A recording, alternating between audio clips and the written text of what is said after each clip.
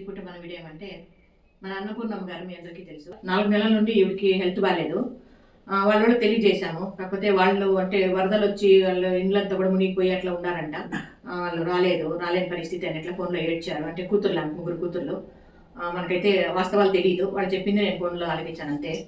కాకపోతే ఇప్పుడు ఈ పరిస్థితి చాలా దీనంగా ఉంది. కానీ ఈవిడికి ఏమంటే జ్వరమనో, తలనొప్పనో, బీపీనో, షుగర్ అనో ఇట్లాంటివి ఏమీ లేదు. కాకపోతే వయసు మీద పడింది కాబట్టి ఆరోగ్యం సహకరిస్తూ ఉండదు. దానికి ట్రీట్మెంట్ కూడా సహకరించదు. మామూలుగా ఉండిన చోట మనం జ్యూస్లు అట్లాంటివి తాగించుకుంటూ డైపర్ మార్చుకుంటూ స్నానాలు చేయించుకుంటూ ఈ రకంగా పెట్టాము. కొంచెం అంటే బాధ అనిపిస్తుంది.